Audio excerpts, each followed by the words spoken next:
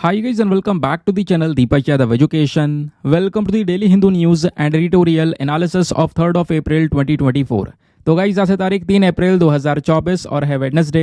देखेंगे आज के द हिंदू कंप्लीट न्यूज़पेपर को एनालाइज करेंगे। बट लेक्चर में आगे बढ़ने से पहले अगर आपको इस लेक्चर का पीडीएफ चाहिए तो क्या करना है, सबसे पहले डाउनलोड करना है टेलीग्राम, देन उसके बाद जाके सर्च बॉक्स में टाइप करना Deepak Yadav education UPSC.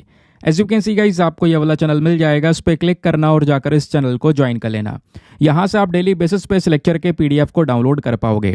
Now हमेशा की तरह हम लोग अपने लेक्चर को एक मैप के क्वेश्चन के साथ स्टार्ट करेंगे। तो आज आप सभी को मैप में जाकर देखना है ताजिकिस्तान को कहाँ पर है एग्जैक्टली लोकेटेड, इसको अच्छे से मैप में देखना। देन उसके बाद आकर नीचे कॉमेंट सेक्शन में टाइप करना, जिससे कि आप लोग इसको लंबे समय तक याद रख पाओगे। साथ ही साथ एक क्वेश्चन सॉल्व करेंगे जो कि यूपीएससी प्रीवियस ईयर साल 2015 के प्रीलिम्स में पूछा गया था। डेली बेसिस पे हम लोग यहाँ पर एक प्रीवियस ईयर क्वेश्चन को भी सॉल्व करते हैं। क्वेश्चन क्या बोलता है, with reference to the art and archaeological history of India which one among the following was made first. कहने का मतलब है अगर हम भारत का आर्ट और आर्कोलॉजिकल इतिहास देखें तो उसको देखते हुए नीचे जो 4 ऑप्शन है इनमें से कौन सी एक ऐसी चीज़ है जो कि सबसे पहले बनाई गई थी। Option number A Lingaraj temple at Bhubaneswar, या option number B rock cut elephant at Dhauli, या option number C rock cut monuments at Mahabalipuram, या option number D Varaha image at Udayagiri. तो इसका सही आंसर सभी को नीचे कमेंट सेक्शन में देना है। एटलीस्ट सभी को उसमें पार्टिसिपेट करना है, जैसे मैं आप लोगों से डेली बेसिस पे बोलता हूँ। बाय द वे इसका जो करेक्ट आंसर है वो मैंने आपको टेलीग्राम पर प्रोवाइड करवा दिया है, वहाँ से भी आप इसको चेकआउट कर सकते हो। और अगर वहाँ पर आंसर नहीं मिलता है तो भी कोई परेशान होने की ज़रूरत नहीं है, क्योंकि वीडियो के लास्ट में इसके करेक्ट आंसर का डिस्कशन हम लोग करेंगे। तो चलो शुभ आरंभ करते हैं और चलते हैं सबसे पहले थंबनेल वाले इंपॉर्टेंट आर्टिकल की तरफ। ये टॉपिक हमारे GS paper number 2 international relations के लिए काफ़ी रेलिवेंट होने वाला है। अब आपने देखा होगा पिछले 2-3 दिनों से लगातार अरुणाचल प्रदेश जो है वो ट्रेंड कर रहा है। इवन हमारे द हिंदू अखबार में 1 अप्रैल, 2 अप्रैल, नाउ फाइनली आज 3 अप्रैल, तीनों दिन से लगातार बहुत सारे आर्टिकल डिस्कस किए जा रहे हैं। आओ विस्तार से जानते हैं कि अरुणाचल प्रदेश वाला मैटर एग्जैक्टली क्या है और उस मैटर पर हमारे external affair minister S Jaishankar ji का क्या कहना है। अब दोस्तों होता यह है, ये आप देख पाओगे 1 अप्रैल का आर्टिकल है। अभी 2 दिन पहले चाइना एक लिस्ट रिलीज करता है और वो चाइना की कोई पहली लिस्ट नहीं है, वो बेसिकली 4th लिस्ट है। अगर हम थोड़ा और इतिहास देखें तो चाइना ये हरकतें लंबे समय से कर रहा है। चाइना का कहना यह है कि जो ये अरुणाचल प्रदेश है दोस्तों, भारत का एक नॉर्थ ईस्ट इंडियन स्टेट, वो चाइना का हिस्सा है, ऐसा उसका कहना है। स्पेशली यहाँ पे देख पाओगे ये है चाइना भी नहीं है, तिब्बत वाला रीजन है जिसको चाइना ने कब्जाया है ना। तो ये क्लेम करते हैं, बोलते हैं अगर हम इतिहास देखें, हिस्ट्री देखें तो अरुणाचल प्रदेश हमारा रीजन हुआ करता था, हमें ये एरिया वापस चाहिए। इस पूरे एरिया को क्लेम करता है और क्लेम करते करते दिमाग इतना खराब हो गया है कि ये क्या कर रहे हैं, कुछ लिस्ट रिलीज कर रहे हैं। 2017 में चाइना ने इस लिस्ट की शुरुआत की थी, एक लिस्ट रिलीज करी जहां पर बोला कि अरुणाचल प्रदेश के जो 6 अलग अलग जगह हैं उनके नाम बदल कर चाइनीज में रख दिए, जो भी अपनी भाषा है। तो पहली लिस्ट इस प्रकार की 2017 में आई थी, तब भी नहीं माने। अब भाई 2021 में इसकी एक और लिस्ट आती है, फिर से अरुणाचल प्रदेश के 15 जगहों के नाम बदल के चाइनीज में रख दिए इन्होंने। फिर 2023 में, यानी पिछले साल की बात है, फिर से एक लिस्ट रिलीज की जहां पर 11 अलग अलग अरुणाचल प्रदेश की जगह के नाम बदलकर इन्होंने चाइनीज में रख दिए। कोशिश कर रहे हैं कि भाई अपने हिसाब से नाम चेंज किए जाएं, बट उनके नाम चेंज करने से क्या होगा देखो, ये तो हमें भी नहीं पता। अभी होता क्या है, 3 लिस्ट तो मैंने आपको बता दिया कब कब रिलीज हुई। अब दोस्तों ये 4थी लिस्ट रिलीज हो चुकी है चाइना की साइड से अभी 2 दिन पहले। इन्होंने फिर से अरुणाचल प्रदेश के 30 से ज़्यादा अलग अलग जगहों के जो नाम है वो चेंज कर दिए हैं, बदल कर चाइनीज़ में रख दिए हैं। अब जैसे ही ये मैटर पूरी तरह से आग की तरह फैला, उसके बाद दोस्तों हमारे जो एक्सटर्नल अफेयर मिनिस्टर हैं एस जयशंकर जी, इनसे कई सारे प्रश्न पूछे गए। अब जैसे यहाँ पर इनका पहला जो स्टेटमेंट है वो ये है, चाइना कुछ भी बोलता रहे, हमें कोई वैसे फ़र्क नहीं पड़ने वाला। दूसरी चीज़, Arunachal Pradesh was, is and will always be a part of India. Arunachal Pradesh हमारा हिस्सा था, है और आगे भी रहने वाला है। फिर उसके बाद इन्होंने एक और चीज़ बोली कि मैं आपके घर का नाम बदल दूं तो मेरा घर बन जाएगा क्या वो। ऐसे यहाँ पर चाइना को लेकर देखो, चाइना अगर नाम बदल रहा है अरुणाचल प्रदेश के अलग अलग रीजन में, तो क्या चाइना अरुणाचल प्रदेश को पूरी तरह से ले चुका है क्या? ऐसा कुछ भी नहीं है। अरुणाचल प्रदेश हमारा हिस्सा था, है, रहेगा। आपने सोशल मीडिया प्लेटफॉर्म्स पर वीडियोस देखे होंगे जहां पर अरुणाचल प्रदेश के जो लोकल पीपल हैं उनके साथ में इंटरव्यू किए हुए हैं, और उन्होंने भी यहाँ पर इस बात को मेंशन कर रखा है, चाइना जो कर रहा है करने दो, हमें कोई फर्क नहीं पड़ने वाला, हम इंडियन हैं, अरुणाचल प्रदेश इंडिया का हिस्सा। आपने कई इंटरव्यूज ऐसे देखे होंगे। फिर इतना ही नहीं दोस्तों, अब थोड़ा सा इंटरनेशनल रिलेशंस पर आते हैं। दुनिया क्या बोलती है? अगर हम अमेरिका की बात करेंगे तो यूएसए ने खुल्लम खुल्ला सपोर्ट किया है कि हाँ भाई अरुणाचल प्रदेश जो है वो इंडिया का हिस्सा है, चाइना इसको क्लेम ना करे। यूएसए के साथ साथ जापान को अगर आप देखोगे तो जापान भी दोस्तों इंडिया को सपोर्ट करता है अरुणाचल प्रदेश को लेकर कि चाइना इसमें दखल अंदाजी बिल्कुल भी ना करे। और इसको लेकर जो ये पूरा वीडियो है आप देख पाओगे एएनआई के ट्विटर हैंडल पर पब्लिश किया गया है, जहां पर एस जयशंकर जी ने ये सारे स्टेटमेंट्स दिए हैं जो मैंने अभी आपको दिखाए, इवन हमने अपने थंबनेल में भी मेंशन किया। तो भारत ने सीधा सीधा चाइना के जितने भी क्लेम उनको रिजेक्ट कर दिया है कि भाई आपकी मर्जी है, आप नामकरण करो, अपने हिसाब से करो, रखो, फिलहाल आपको कुछ मिलने वाला है नहीं यहाँ से। समझ गए? तो इंडिया इस तरीके से रिजेक्ट कर चुका है, और नो डाउट हमें एक ऐसा देखने को भी मिल सकता है आने वाले समय पर ये और भी लिस्ट रिलीज करें। बट हम यहाँ पर कह सकते हो कि अगर वो और कोई लिस्ट का रिलीज भी करते हैं तो यही स्टेटमेंट रहेगा कि भाई देखो आप कुछ भी कर लो, ये हिस्सा हमारा ही रहने वाला है। दूसरी बात दोस्तों, अगर आप एक चीज़ और देखोगे तो इसमें रशिया का रोल कहाँ पर है? रशिया कुछ नहीं बोलेगा, आप सभी को पता है। क्यों? वेस्टर्न कंट्रीज़ ने इतना दबाव डाला रशिया के ऊपर इस रशिया यूक्रेन के वॉर की तरफ कि दोस्तों रशिया पूरी तरह से चाइना के ऊपर निर्भर हो चुका है। अभी ना आज एक ट्रेड को लेकर आर्टिकल भी आया है इंडिया चाइना के लेकर, वो भी मैं आपको समझाऊंगा डिटेल से। आज का एनालिसिस बहुत इंपॉर्टेंट है, सुपर इंपॉर्टेंट है, बहुत शानदार आर्टिकल से, एग्जाम के लिए बहुत रेलिवेंट है। तो रशिया अभी चाइना के ऊपर डिपेंडेंट है, उनके साथ में तो कुछ बोलेगा नहीं इस स्टांस पे, क्योंकि चाइना ही आज के समय पर पूरा सपोर्ट कर रहा है रशिया को, जहां दुनिया उसके खिलाफ में खड़ी है। तो ये भी एक एस्पेक्ट आपको नजर आएगा। समझ गए? चलिए एनीवे आगे आते हैं नेक्स्ट आर्टिकल पर। अगला आर्टिकल एग्जाम के लिए बहुत इंपॉर्टेंट है, स्पेशली लोकेशंस आपसे कई बार पूछी जाती हैं दोस्तों, है ना। हुआ क्या है, हिंदुस्तान टाइम्स में यहाँ पे मेंशन कर रखा है कि लगभग 168 जो रोड्स हैं, जो अलग अलग सड़कें हैं हिमाचल प्रदेश के अंदर में, वो बंद कर दी गई हैं या बंद हो चुकी हैं। स्पेशली इतनी ज़्यादा बर्फ़ पड़ी है जिसकी वजह से ये सब कुछ देखने को मिला। और इन्हीं बंद सड़कों में एक इम्पॉर्टेंट हाईवे जिसका नाम है मनाली लेह हाईवे, ठीक है। तो दोस्तों ये जो आपको ये देखने को मिलेगा मनाली से लेह तक का ये पूरा का पूरा हाईवे है, लद्दाख वाले रीजन तक जाता है ये पूरा हाईवे, है ना। तो ये हाईवे पूरी तरह से ब्लॉक हो गया। क्यों? यहाँ पर जो एक टनल आती है अटल टनल, ठीक है, यहीं पर आपको टनल देखने को मिलेगी। इस टनल के पास में इतनी बर्फ पड़ी कि यहाँ पर ये पूरी तरह से एरिया ब्लॉक हो चुका है, जिस वजह से अटल टनल चर्चा में है। और एग्जाम के लिए बहुत इंपॉर्टेंट पॉइंट है, ध्यान रखिएगा। कई बार दोस्तों जोजिला पास जैसे हो गया, उसको लेकर सवाल पूछा जा चुका है। अभी सेला टनल भी चर्चा में, वो भी बहुत इंपॉर्टेंट है। तो ये टनल्स इंपॉर्टेंट बनती जा रही है एग्जाम के लिए। तो अगर हम ये पूरे आर्टिकल को देखें तो ये आर्टिकल एक केवल न्यूज़ है, लेकिन इस न्यूज़ का यूज़ करके हमें क्या करना है, हमें यहाँ पर यह जानना है एग्जाम के लिए क्या इंपॉर्टेंट है। तो एग्जाम के सिलेबस के पॉइंट ऑफ व्यू से देखोगे तो अटल टनल के बारे में हर एक बेसिक इन्फॉर्मेशन आपने पता होनी चाहिए। जैसे अटल टनल को दोस्तों पहले हम रोहतांग टनल के नाम से भी जानते थे। यह दुनिया का सबसे ज़्यादा ऊंचाई पर स्थित एक टनल देखने को मिलेगा। कितनी ऊंचाई पर है? तो 200 सी लेवल से लगभग 3100 मीटर की ऊंचाई पर। अगर फीट की बात करेंगे तो 10,171 फीट की ऊंचाई पर, इतनी ऊंचाई पर यह टनल को तैयार किया गया है पहाड़ों में। ये कहाँ पर लोकेटेड है? जो ये पीर पंजाल रेंज है वहाँ पर, ठीक है। ये पीर पंजाल रेंज आपको देखने को मिलेंगे, पहाड़ियाँ देखने को मिल जाएंगी हिमालयास की, तो वहीं पर आपको ये टनल देखने को मिल जाता है। स्पेशली हिमाचल प्रदेश के अंदर में है और रोहतांग पास से गुजरता हुआ ये टनल जाता है। इस टनल का पूरा अगर आप लोग एरिया देखोगे कितने किलोमीटर का है, तो 9.02 किलोमीटर्स का ये टनल देखने को मिलेगा। मनाली से सीधा लाहौल और स्पीति वैली को जोड़ने का काम करता है। ये जो टनल है एक प्रकार के हॉट शू शेप में आपको देखने को मिलेगा। सिंगल ट्यूब टनल है, इसमें डबल लाइंस बनी हुई हैं, तो ये इसका एक सबसे बड़ा बेनिफिट आपको नजर आएगा। हर एक फैसिलिटी प्रोवाइड करवाई गई है, फायर या और भी कोई जो पर्टिकुलर इशू होता है उनसे सेफ्टी प्रोवाइड करवाने के लिए। तो ये टनल चर्चा में है। स्पेशली अगर कुछ पूछा गया आपसे एग्जामिनेशन में तो लोकेशन पूछा जाएगा, प्लीज़ इस लोकेशन को ध्यान रखिएगा। प्लस इसका टैग जो है दुनिया का सबसे लंबा हाई ऑल्टीट्यूड टनल आपको देखने को मिलेगा। ऊंचाई पर नहीं, सबसे लंबा हाई ऑल्टीट्यूड टनल आपको नजर आएगा, ठीक है, ध्यान रखिएगा। चलिए अब आगे आते हैं एक और टॉपिक पर। ये जो स्टार्टिंग में हमारी चल रही है ना, ये शॉर्ट न्यूज़ है, छोटी छोटी खबरें हैं जिसको हम छोड़ नहीं सकते बिल्कुल भी, एग्जाम के लिए इंपॉर्टेंट है ना। हम क्या करते हैं, ज़्यादातर छोड़ देते हैं खबरों को, हम ऐसा नहीं करने वाले।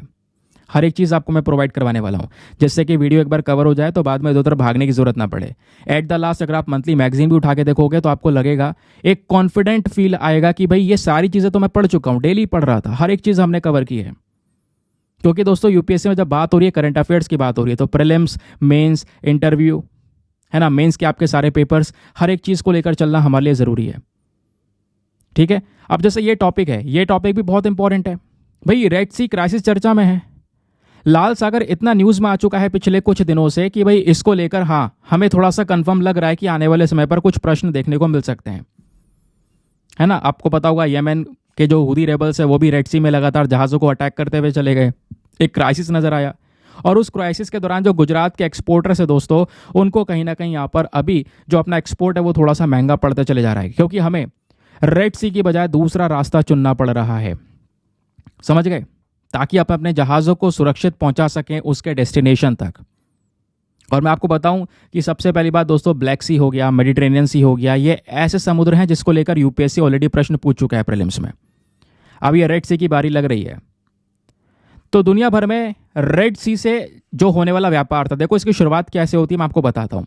ये ऊपर इजराइल है, यहीं पर गाज़ा पट्टी है, इनके बीच में दोस्तों पिछले साल अक्टूबर में एक युद्ध स्टार्ट होता है, जिसके बाद इजराइल ने बहुत ज़्यादा अटैक करे गाज़ा पट्टी के ऊपर में, पूरा तहस नहस मचा दिया है। अब दोस्तों कई सारी कंट्रीज़ पैलेस्टीन के सपोर्ट में है, यहीं पर येमेन भी आपको पैलेस्टीन के सपोर्ट में देखने को मिलेगा।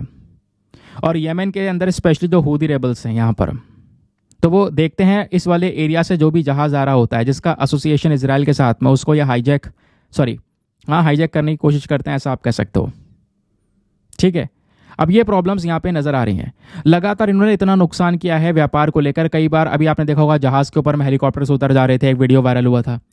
इंडियन जहाज़ों को भी यहाँ पर एक खतरा देखने को मिला इन येमेन हुदी रेबल्स की साइड से। तो ये जो रूट है ना, ये रूट बहुत ज़रूरी है, क्योंकि ये रास्ता वो है कि रेड सी से होता हुआ ऊपर स्विस कैनाल से पास होता हुआ सीधा यूरोप से जाके जुड़ता है। ये जो ऊपर वाला समुद्र है ना, ये मेडिटेरेनियन सी है, और यहाँ से गुजरकर पूरा यूरोप आ जाएगा, ग्रीस और बाकी सारी कंट्रीज आ जाएंगी। ठीक है, तो दोस्तों इस एरिया को यहाँ पर प्रोटेक्ट करना ज़रूरी है, लेकिन प्रोटेक्शन ना मिलने के कारण इंडिया को भी काफ़ी नुकसान हो रहा है। हमारे जो एक्सपोर्टर हैं, हमारे जहाज़ इधर से ही जाते हैं आगे यूरोप तक। अब ये रास्ता नहीं तो कौन सा रास्ता लेंगे भाई, वो आगे बताऊँगा। ठीक है, तो दोस्तों एग्जामिनेशन के लिए रेड सी को लेकर कुछ फैक्चुअल डेटा पता होना चाहिए, कहाँ पर है ये। तो स्पेशली इस पर्टिकुलर रीजन में आपको ये नज़र आएगा, दो कॉन्टिनेंट्स के बीच में है। इधर ये पूरा अफ्रीकन कॉन्टिनेंट हो गया, ये एशिया कॉन्टिनेंट हो गया, इनके बीच में आपको ये एक छोटा सा समुद्र देखने को मिलेगा, रेड सी। और ये रेड सी दोस्तों अरेबियन सी से जुड़ा हुआ है। नीचे ये आपको gulf of Aden plus straight देखने को मिलेगा, बाबेल मंडेब स्ट्रेट। ठीक है, ये आपको देखने को मिलेगा गल्फ ऑफ एडन, यहीं पर एक स्ट्रेट है बाबेल मंडेब स्ट्रेट, एक छोटा सा रास्ता जो दो समुद्र के हिस्से को जोड़ता है। जैसे आप देख पाओगे ऊपर रेड सी है, नीचे अरेबियन सी, इन दोनों को जोड़ता है यहाँ पर एक छोटा सा स्ट्रेट। नाम क्या है अभी मैंने आपको बताया, तो ये लोकेशन ध्यान रखिएगा। दूसरी बात, इस रेड सी के आसपास कौन कौन से कंट्रीज हैं ये बहुत ही ज़्यादा ज़रूरी है, प्लीज़ प्लीज़ इसको नोट डाउन कर लेना या इंपॉर्टेंट मार्क कर लेना। तो रेड सी के आसपास कौन कौन से कंट्रीज हैं, इजिप्ट है, सूडान है, एरिट्रिया है, सऊदी अरेबिया है, येमेन है, सोमालिया है। याद कैसे रखेंगे, अगर क्वेश्चन बन गया तो याद रखने के लिए इसकी एक ट्रिक है, DESSEY, या ऐसे देसी करके ध्यान रख लेना, देसी करके। अब ये क्या है, डी से जिबूटी हो गया हमारा एक कंट्री, ये रहा। ई से एरिट्रिया के बराबर में रहा। सऊदी अरेबिया यहाँ पर ये सामने देखने को मिल जाएगा। सूडान यहाँ पर आप कहोगे ये नज़र आ जाएगा पीछे अफ्रीका का। इजिप्ट आपको देखने को मिल जाएगा ऊपर, देन उसके बाद में येमेन आपको नज़र आएगा यहाँ पर। तो ये कुछ कंट्रीज़ हैं, ध्यान रखिएगा। तो ये 6 कंट्रीज़ हैं जो कि रेड सी के साथ में अपने बॉर्डर्स को शेयर करती हैं। क्लियर। अब दोस्तों जब बात करते हैं इस वाले रेड सी की, तो ये रेड सी दुनिया का हॉटेस्ट और सॉल्टिएस्ट सी वाटर के साथ में आता है। यहाँ पर बहुत ज़्यादा खारा पानी मिलता है। ठीक है, ये रास्ता है जैसे मैंने आपको बताया। तो भारत से अगर किसी को जहाज़ को जाना है, मान लो यूरोप हमें कोई सामान बेचना है, तो हमारा जहाज़ इस तरीके से जाता है, सामान लेकर और इधर से गुजरता हुआ सीधा यूरोप में पहुँच जाता है। लेकिन आज इसमें इतने सारे क्राइसिस बढ़ चुके हैं कि हमें रास्ता बदलना पड़ेगा। और अगर रास्ता बदला तो दोस्तों इसके लिए हमारा एक्सपोर्ट थोड़ा महंगा हो जाएगा, खर्चा और ज़्यादा आएगा।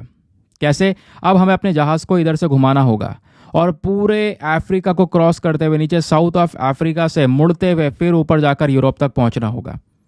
तो ये रास्ता यहाँ पर एक देखने को मिलेगा, लेकिन इससे क्या होगा, कॉस्ट बढ़ जाएगी, ट्रांसपोर्टेशन कॉस्ट वगैरह इंक्रीज हो जाएगी। समझ गए? तो ये यहाँ पर हालात हैं रेड सी को लेकर। क्लियर? चलिए आगे आते हैं। नाउ आगे बढ़ने से पहले एक इंपॉर्टेंट इन्फॉर्मेशन, अगर आप लोग हमारे पेड ग्रुप्स को ज्वाइन करना चाहते हो तो आपके पास में बढ़िया मौका है इसको ज्वाइन करने का। यहाँ पर आपको डेली बेसिस पे करंट नोट्स के पीडीएफ वगैरह प्रोवाइड करवाए जाते हैं। फॉर एग्जांपल जैसे आपने देखा यहाँ पर हम आर्टिकल डिस्कस कर रहे हैं, लेकिन आर्टिकल से ज़्यादा इंपॉर्टेंट इसके पीछे का बेसिक डेटा, ये जो आपको दिखाया जा रहा है, ये सारी चीज़ें दोस्तों पीडीएफ में कंपाइल करके डेली बेसिस पे दी जाती है। एक ऐसा पीडीएफ जो कि प्रिंटेबल फॉर्म में होता है, प्रिंट आउट निकलवा के पढ़ सकते हो, या फिर ज़रूरत नहीं भी है तो इस ग्रुप में सारा कंटेंट आपका सिक्योर रहता है। बार बार डाउनलोड करके पीडीएफ इकट्ठा करने की ज़रूरत नहीं है, सब कुछ इसमें ऑलरेडी पड़ा हुआ है, डेट वाइज पड़ा हुआ है। किसी भी तारीख का पीडीएफ उठाओ, डाउनलोड करो, पढ़ो, डिलीट करो, अनलिमिटेड ऑप्शंस आपके पास में अवेलेबल हैं। तो दोस्तों इस तरीके से आपको बेनिफिट्स मिलेंगे। और ग्रुप को ज्वाइन करने का जो फी पेमेंट है वो बहुत ही मिनिमम है, just $499 for the lifetime access. या जब तक आपका सिलेक्शन ना हो जाए तब तक आप इस ग्रुप को ज्वाइन करके रख सकते हैं। गारंटी है दोस्तों कुछ दिनों में आपका अमाउंट रिकवर हो जाएगा, लेकिन जो बेनिफिट्स है वो फिर भी मिलते रहेंगे। अच्छी बात यह भी है कि ये जो पीडीएफ्स आपको मिलती हैं हिंदी और इंग्लिश दोनों भाषाओं में मिलती हैं, तो दोनों मीडियम के एस्पिरेंट्स को हेल्प मिल जाती है। आप ग्रुप को ज्वाइन करने के लिए क्या करना है, व्हाट्सएप पर आपको जाना है और ये नंबर जो दिख रहा है 8534873368, इस नंबर पर मैसेज कर देना कि हाँ I want to join this group. वहाँ पे आपको रिप्लाई मिलेगा, पेमेंट का प्रोसेस दिया जाएगा और पेमेंट के प्रोसेस से ज़्यादा इंपॉर्टेंट डेमो वीडियो का लिंक दिया जाएगा। आप पूरे डेमो वीडियो को देख सकते हो, ग्रुप में क्या क्या चीज़ें मिल रही हैं आपको, देन उसके बाद में अपने आप को सेटिस्फाई करने के बाद में जाकर ये इन्वेस्टमेंट कर सकते हैं। नाउ हमेशा की तरह एक छोटी सी रिक्वेस्ट होती है यार, प्लीज़ मेक श्योर क्या कीजिए, वीडियो पे जो लाइक का बटन है उसको प्रेस कर दिया करो यार। 5000 लाइक्स का टारगेट होता है जिसको आप अचीव करवा सकते हो। बहुत मेहनत लगती है इस पूरे कंटेंट को या पीपीटी को रेडी करने में, दुनिया भर के न्यूज़ आर्टिकल्स कवर करने में दोस्तों बहुत समय लग जाता है। ये पीपीटी रेडी करने में 7-8 घंटे लग जाते हैं। देन अब रिकॉर्डिंग अलग से करना है, फिर वीडियो को प्रोसेस करना है, तो आराम से। लेकिन कोई बात नहीं, इससे आपको बहुत ज़्यादा फायदा होगा। आपको इधर उधर टाइम वेस्ट करने की ज़रूरत नहीं पड़ेगी, क्योंकि आपको दिख रहा होगा कि हर एक रेलिवेंट सोर्स यहाँ पे मैं कवर करने की कोशिश कर रहा हूँ, अपने हिसाब से पूरी एनर्जी लगाने की कोशिश कर रहा हूँ। अब यहाँ पर एक और आर्टिकल है, ये एग्जाम के लिए रेलिवेंट है। कई बार दोस्तों आपको पता होगा जो मीटियोर्स हैं, मीटियोरॉइड है, इनको लेकर यूपीएससी सवाल पूछ चुका है। आप 1995 का क्वेश्चन चेक करना। तो यहाँ पर बात यह हो रही है कि जो नासा है हमारा, वो अभी क्या कर रहा है, उन्होंने एक बहुत बड़े साइज का जो एस्टेरॉइड है उसको ट्रैक किया है जो हमारे पृथ्वी से गुजर रहा है, पृथ्वी के पास से। तो ये एस्टेरॉइड के बारे में हम लोग जानेंगे स्पेशली। तो ये टॉपिक भी हमारा GS paper number 3 science and tech के पॉइंट ऑफ व्यू से रेलिवेंट हो जाएगा। ठीक है, तो उन्होंने अभी फोरकास्ट किया है कि भाई यहाँ पर कुछ एस्टेरॉइड है जो पृथ्वी के पास से गुजरेगा। सवाल यह है सर ये एस्टेरॉइड्स होते क्या हैं? तो एस्टेरॉइड दोस्तों कुछ चट्टानें हैं हमारे अंतरिक्ष में, रॉकी पार्टिकल्स, जिसको हम माइनर प्लैनेट्स के नाम से भी जानते हैं। भाई जब यहाँ पर पूरा का पूरा जो हमारा सौर मंडल है वो बना लगभग 4.6 बिलियन ईयर्स अगो, तो कई सारे प्लैनेट्स बने और भी कई सारी चीज़ें डेवलप हुई हमारे अंतरिक्ष में। तो वहीं पर दोस्तों कई सारे रॉकी पार्टिकल्स, इस प्रकार की चट्टानें देखने को मिल जाएंगी, जिसको हमने एस्टेरॉइड को नाम दिया।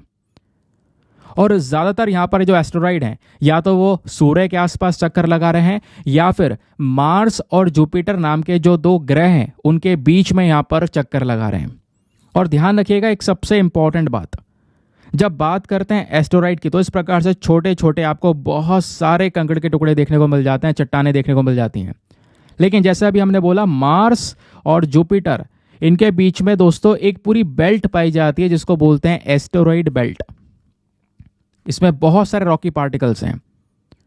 आपसे क्वेश्चन बन सकता है बताओ एस्टेरॉइड बेल्ट कौन से 2 प्लैनेट्स के बीच में है? तो मार्स जुपिटर के बीच में। फिर एक क्वेश्चन बन सकता है एक और बेल्ट है कुइपर बेल्ट, ये कहां पर लोकेटेड है? तो दोस्तों ये पूरे सौर मंडल से बाहर है। ये तो हमारा पूरा हो गया सोलर सिस्टम, सन से लेके नेपच्यून तक। खैर प्लूटो को अब हम एज अ प्लैनेट कंसीडर नहीं करते हैं। तो इस पूरे सोलर सिस्टम से बाहर एक और बेल्ट देखने को मिल जाती है जिसको बोलते हैं कुइपर बेल्ट। और इस कुइपर बेल्ट के अंदर भी दोस्तों कई सारे आपको इस प्रकार के एस्टेरॉइड्स नजर आते हैं। बात क्लियर हो गई? तो एस्टेरॉइड हमारे सन को भी ऑर्बिट करते हैं, कई सारे प्लैनेट्स को भी ऑर्बिट करते हैं। ठीक है, छोटे साइज के होते हैं, इस वजह से इनको माइनर प्लैनेट्स बोलते हैं। कई सारे एस्टेरॉइड बहुत बड़े बड़े साइज के होते हैं, बहुत ह्यूज साइज के, इतने बड़े साइज के कि भाई उनके आसपास उनका एक छोटा सा मून यानी उनका चंद्रमा होता है। सबसे बड़ा इसका उदाहरण देता हूँ डिडीमॉस का। तो डीडीमॉस दोस्तों एक हाफ माइल 780 मीटर का चौड़ा पूरा एस्टेरॉइड आपको नजर आएगा, इतनी बड़ी चट्टान जिसके आसपास एक छोटा सा चंद्रमा घूमता है जिसका नाम है डिमॉर्फस। ठीक है, तो इन चीज़ों को ध्यान रखिएगा, रेलिवेंट है। अगला आर्टिकल, ये भी बहुत ज़्यादा important, specially for the GS paper number 2 health. क्या बात हो रही है, हमारे न्यूज़पेपर में आर्टिकल पब्लिश हुआ है भाई, एक स्टडी हुई है स्टैटिन्स को लेकर कि भाई जो स्टैटिन्स है इससे डायबिटीज़ हो सकता है, डायबिटीज़ का मेन कारण बन सकता है स्टैटिन की टैबलेट्स। तो ये टैबलेट्स क्या है, स्टैटिन की किस चीज़ के लिए उपयोग की जाती है, बहुत इंपॉर्टेंट और यूनिक सा कॉन्सेप्ट है।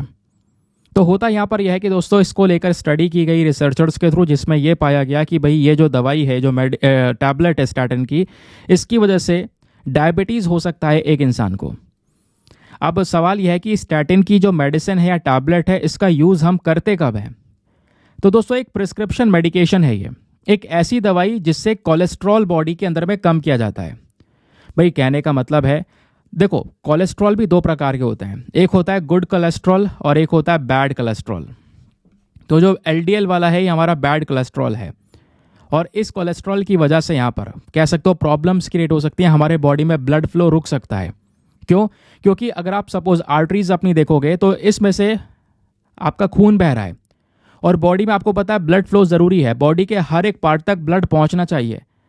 बॉडी के अंदर जो ब्लड है वो हमारे ऑक्सीजन को कैरी कर रहा है हर एक अंग तक, और अगर यहीं पर इसी ब्लड का ब्लॉकेज हो जाए तो वो एरिया कहीं ना कहीं हमारा बहुत ज़्यादा पेन होने लगेगा और कई सारे इश्यूज से गुजरने लगेगा। तो ये हमारी एक नॉर्मल आर्टरी है जो बिल्कुल खाली है, जिसमें से यहाँ पर आराम से ब्लड फ्लो हो सकता है।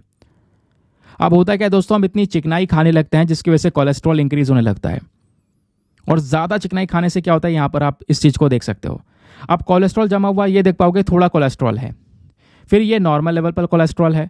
कुछ हेल्दी वाले होते हैं, ये जैसे ब्लू वाला ये हेल्दी कोलेस्ट्रॉल है, और जो येलो वाला है ये बैड कोलेस्ट्रॉल है।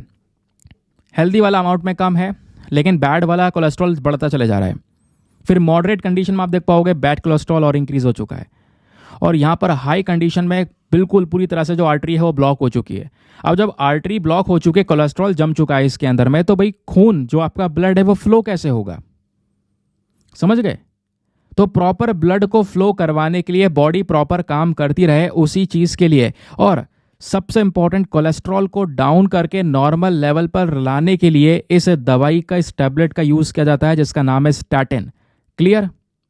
तो स्टैटिन करता क्या है ये दोस्तों, यहाँ पर कह सकते हो कि जो हमारा लिवर एंजाइम है उसके काम करने के तरीकों को यहाँ पर ब्लॉक करता है, क्योंकि लिवर एंजाइम ही क्या करता है, हमारे कोलेस्ट्रॉल को प्रोड्यूस करता है। तो भाई इसके काम करने को रोक दिया, काम करने के तरीके को, तो क्या हो गया, कोलेस्ट्रॉल बनना रुक गया। अब कोलेस्ट्रॉल कम कर देगा, ये नॉर्मल लेवल पर लेकर आएगा, लेकिन उसके लिए आपने टैबलेट लेनी पड़ेगी, स्टैटिन नाम की टैबलेट। कई बार क्या होता है ब्लड में अगर अब ज़्यादा कोलेस्ट्रॉल जम जाए, बहुत ज़्यादा, तो इससे आर्टरीज ब्लॉक हो जाएंगी, और उसकी वजह से सीधा हार्ट अटैक आ सकता है, एक इंसान को स्ट्रोक आ सकता है। समझ गए? इसी के लिए स्टैटिन का यूज़ किया जाता है। बट हो क्या रहा है, ये जो दवाई है दोस्तों, इसमें बोला जाता है कि बढ़िया है, आपका कोलेस्ट्रॉल को कम कर सकती है, लेकिन कई बार ये दवाई एक इंसान के लिए घातक साबित हो सकती है। सपोज कुछ और यहाँ पर दवाइयाँ आप ले रहे हो, कुछ और मेडिसिन ले रहे हो, उसके साथ में आपने बताया नहीं है, तो उसके साथ में अगर इंटरेक्शन होता है तो इसके ये काम रिस्की हो सकता है, मसल्स डैमेज हो सकती हैं, साइड इफ़ेक्ट्स हो सकते हैं। बट प्रॉब्लम यह है कि अभी ज़्यादा यूज़ होने की वजह से सिचुएशन यह है कि डायबिटीज़ होने के भी चांसेस हैं। ये हमारी एक नई स्टडी ने प्रूव किया है, जिस वजह से ये चर्चाओं में है। सिंपल।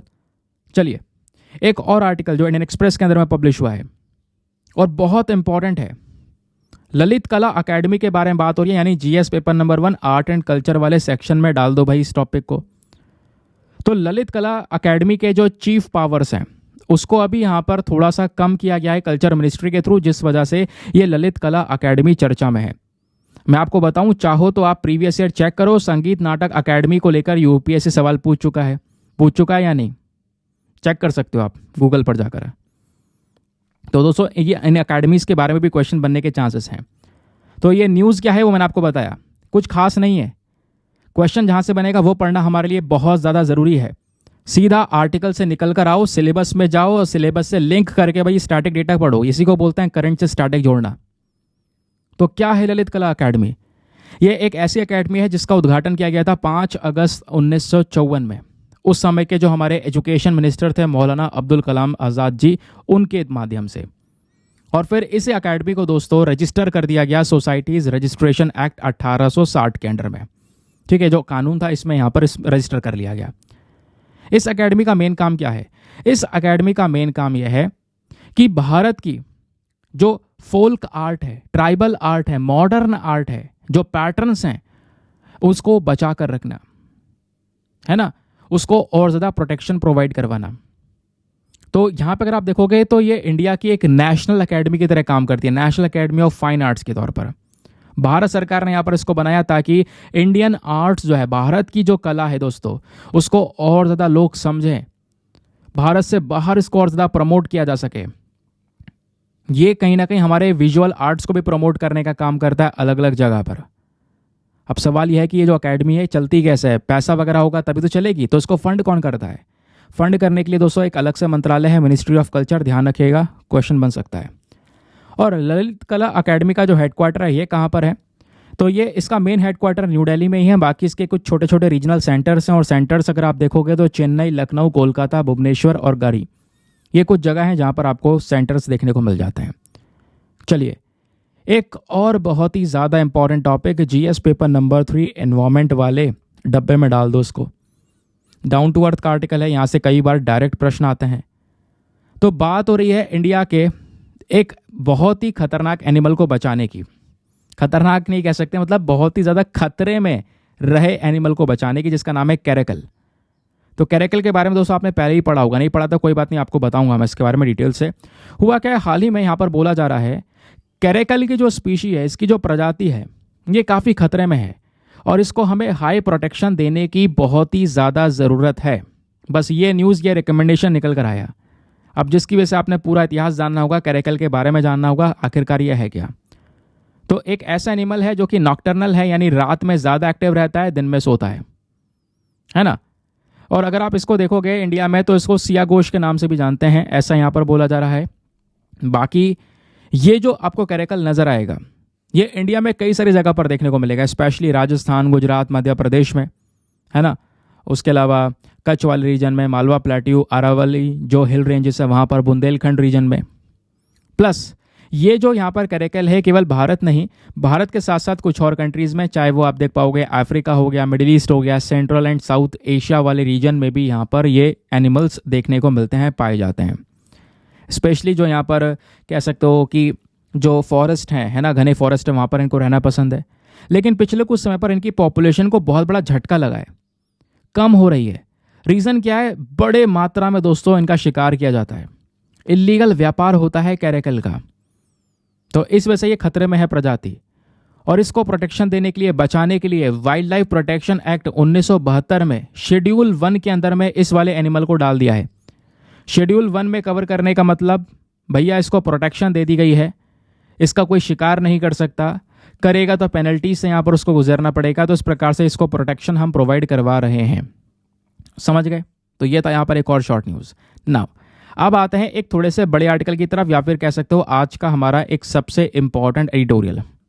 तो बीच बीच में एडिटोरियल यहाँ पर हैं। सबसे पहला एडिटोरियल हमारे एग्जाम के लिए बहुत इंपॉर्टेंट है दोस्तों।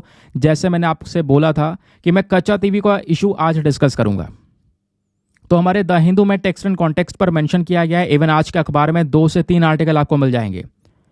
तो कच्चा टीवी को लेकर पूरी कंट्रोवर्सी क्या है ये जानेंगे। तो टी रामाकृष्णन साहब ने यहाँ पर ये आर्टिकल लिखा है, और ये भी जानेंगे कच्चातीवू आइलैंड हमारे लिए इतना ज़रूरी क्यों है। अच्छा, ये सब कुछ पहले जाने उससे पहले ये जान लेते हैं ये चर्चाओं में आखिरकार अचानक से आ क्यों गया है। तो दोस्तों कच्चातीवू आइलैंड एक छोटा सा आइलैंड आपको देखने को मिलेगा जो भारत और श्रीलंका के बीच में है। ये आप देख पाओगे, इंडिया है, श्रीलंका, इसके बीच में छोटा सा आइलैंड है। हाल ही में यहाँ पर प्रधानमंत्री नरेंद्र मोदी जी ने इस कच्चातीवू आइलैंड का मुद्दा उठाया और बोला कांग्रेस सरकार ने, स्पेशली इंदिरा गांधी जी के समय पर, ये जो आइलैंड है ये श्रीलंका को सौंप दिया गया था, श्रीलंका को दे दिया गया था। जिसके बाद दोस्तों यहाँ पे लगातार बहस हुई है, ओपोजिशन पार्टीज ने ये बोल दिया, रूलिंग पार्टी ने ये बोल दिया, फिर ये मामला ऐसे गर्म होता चला गया और इस पर्टिकुलर इशू को पकड़ मिलती चली गई। तो आज जरा सा भी आप टाइप करोगे तो एकदम से आपको हजारों टॉपिक देखने को मिलेंगे, हजारों चर्चाएं हो रही हैं कच्चातीवू आइलैंड को लेकर। तो आज इस पूरे आर्टिकल में हम जानेंगे ये आइलैंड के बारे में, हर एक चीज़ है, इसको लेकर क्या क्या एग्रीमेंट हुए, श्रीलंका ने किस तरीके से यहाँ पर इसको लिया, कैसे ट्रीट करा, और फिर बाद में श्रीलंका ने इंडियंस को यहाँ पर स्पेशली जो तमिल्स हैं, जो फिशरमैन्स हैं, उनको आने से कैसे रोका। अब सरकार का क्या इस पर स्टैंड है वो भी जानने की बात करेंगे। चलिए, तो सबसे पहले यहाँ पर हम बात करते हैं लोकेशन की। तो यह है ऊपर इंडिया और नीचे है श्रीलंका। इनके बीच में यहाँ पर एक छोटा सा आइलैंड है जिसका नाम है कच्चातीवू आइलैंड। ठीक है, अगर हम इसका एग्जैक्ट लोकेशन देखें दोस्तों, तो ऊपर भारत का रामेश्वरम वाला रीजन है, उससे 33 किलोमीटर नॉर्थ वेस्ट की साइड पर अगर आप देखोगे तो दोस्तों यहाँ पर आपको कच्चातीवू आइलैंड नजर आएगा। और श्रीलंका के अंदर जो जाफना है उससे 62 किलोमीटर की दूरी पर आपको एक कच्चातीवू आइलैंड नजर आएगा। यानी भारत श्रीलंका के जस्ट बीच में आपको ये नजर आ रहा है। ठीक है, तो इसकी लोकेशन इंपॉर्टेंट हो जाती है वैसे भी। अब सवाल यहाँ पर यह है कि जो ये आइलैंड है, ये जो रीजन के है, ये कौन सा रीजन है? इसको बोलते हैं पार्क स्ट्रेट। ठीक है, इसी पार्क स्ट्रेट में लोकेटेड है। इसका साइज क्या होगा? तो लगभग अगर आप लंबाई देखोगे तो लेंथ है 1.6 किलोमीटर्स और चौड़ाई देखोगे वो है 300 मीटर। तो ज़्यादा कोई बड़ा आइलैंड नहीं है, छोटा सा आइलैंड है। लोकेशन हम डिस्कस कर ही चुके हैं, लेकिन इसको लेकर आज के समय पर पूरा गर्मा गर्मी चल रही है। अब ज़रा इस आइलैंड का इतिहास जानते हैं दोस्तों।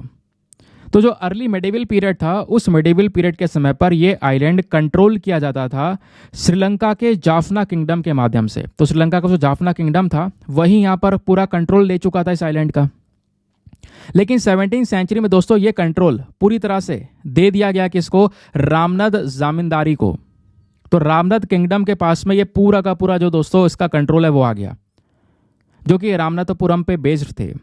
ठीक है, तो इंडिया के हाथ में दोस्तों 17वीं सेंचुरी से ही इसका पूरा रोल देखने को मिलेगा। लेकिन होता क्या है, धीरे धीरे करके यहाँ पर जैसे जैसे शासन बदलते चले गए, इसको लेकर डिस्प्यूट्स बढ़ते चले गए।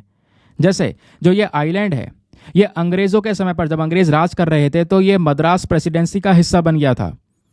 फिर 1921 में इंडिया और श्रीलंका दोनों ने मिलकर, ब्रिटिश कॉलोनीज के समय पर बात हो रही है, ये जो कच्चातीवू है इसको एक बाउंड्री बना दिया कि भाई ये भारत और श्रीलंका के बीच की बाउंड्री है और मछुआरे इधर से, भारत के मछुआरे इधर रहेंगे और श्रीलंका के मछुआरे इस आइलैंड से इधर रहेंगे।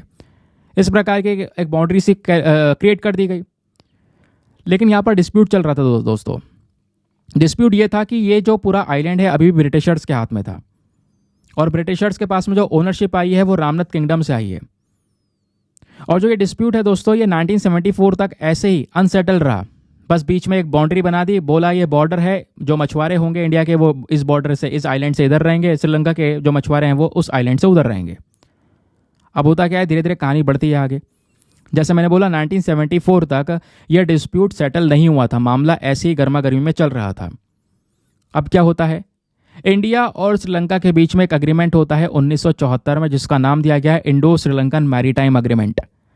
और 1974 में जो एग्रीमेंट हुआ, उस समय पर जो सरकार थी इंदिरा गांधी जी की, उन्होंने यहाँ पर इस पूरे मामले को सेटल करने के लिए ये जो कच्चातीवू आइलैंड है ये श्रीलंका को सौंप दिया, श्रीलंका को एज अ गिफ्ट दे दिया। और उस समय पर यहाँ पे अगर आप देखोगे, उन्होंने ये सोचा है ये जो आइलैंड है इसकी कोई ज़्यादा स्ट्रैटेजिक वैल्यू नहीं है, कोई हमारे लिए इतना काम का नहीं है, तो इस वजह से यहाँ पर इंडिया अपना क्लेम छोड़ रहा है और हम श्रीलंका को ये आइलैंड दे रहे हैं ताकि श्रीलंका के साथ में अपने संबंधों को और ज़्यादा मजबूत और ज़्यादा डीप भी हम कर सकें। नाउ अब बात आती है जो 1974 का अग्रीमेंट था, ये था क्या एग्जैक्टली? तो इस अग्रीमेंट के अकॉर्डिंग दोस्तों भारत के जो मछुआरे हैं इनको भी अलाउ किया गया था। जैसे मैंने बोला, इस एग्रीमेंट के तहत इंदिरा गांधी जी की सरकार ने ये आइलैंड श्रीलंका को दे दिया एज अ गिफ्ट। लेकिन यहाँ पर यह भी बोला गया कि जो इंडिया से, तमिलनाडु से स्पेशली जो मछुआरे जाएंगे, उन मछुआरों को आप यहाँ पे रेस्ट करने दोगे? तो श्रीलंका ने ये सारी चीज़ें एक्सेप्ट की कि हाँ ठीक है, हम फिर भी मछुआरों को अलाउ करेंगे, वो आ सकते हैं यहाँ पर, थोड़ा मछली पकड़ते पकड़ते आराम करने की ज़रूरत है तो इस आइलैंड पर आराम कर सकते हैं, अपने जाल सुखा सकते हैं, ये सारे काम वो कर पाएंगे। लेकिन दोस्तों फिर 1976 में एक और अग्रीमेंट होता है और इस अग्रीमेंट के तहत अगर आप देखोगे, ये बेसिकली 1976 का समय वही जब इंडिया में यहाँ पर मतलब इमरजेंसी का पीरियड था। तो इस बेसिस पर अगर आप देखोगे तो ये जो कच्चातीवू आइलैंड है ये वापस से चर्चाओं में आता है। और चर्चाओं में आने के साथ साथ अगर आप देखोगे तो दूसरी तरफ श्रीलंका के अंदर में वॉर शुरू हो रही थी और श्रीलंका के अंदर में यहाँ पर ये वॉर स्टार्ट हुई। ये जो पीरियड था 1983 से लेकर 2009 के बीच का श्रीलंका का बहुत कठिन था, गृह युद्ध चल रहा था, सिविल वॉर चल रही थी। पता होगा, एक तरफ लिट्टे ग्रुप था, श्रीलंका की सरकार थी, बहुत बड़े डिस्प्यूट चल रहे थे। अब दोस्तों यहाँ पर ये जो पूरा युद्ध था, इस युद्ध से यहाँ पर निकलते निकलते जो श्रीलंका की नेवल फोर्स थी, इन्होंने फोकस किया कि भैया जो लिट्टे की सप्लाई लाइन है इसको जाफना से कट किया जा सके।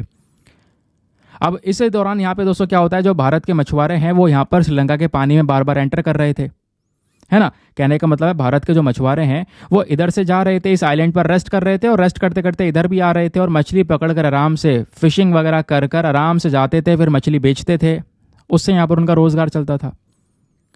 अब होता यह है कि जब 2009 में श्रीलंका अपने इस पूरे गृह युद्ध से निपट चुका था, तो निपटने के बाद में इन्होंने यहाँ पर यह बोला कि इंडिया के जो मछुआरे हैं ये कहीं ना कहीं हमारे एरिया का जो ये पूरा रिसोर्स है उसको कम करते चले जा रहे हैं। अपने एरिया का तो रिसोर्स कम कर ही दिया है, अब हमारे एरिया के रिसोर्सेज को कम कर रहे हैं, अलग अलग टेक्निक्स का इस्तेमाल कर रहे हैं, बड़े बड़े जाल का इस्तेमाल करके उसमें एक साथ काफ़ी मछली को पकड़ रहे हैं, जिसकी वजह से हमारा मैरीन जो इकोसिस्टम है वो डैमेज हो रहा है ना। उस जाल में केवल मछली नहीं, दूसरे जानवर भी मर रहे हैं, प्लस जो प्लांट्स की स्पीशीज़ हैं, पेड़ पौधों की प्रजातियां हैं समुद्र के अंदर, वो यहाँ पर ख़त्म हो रही हैं।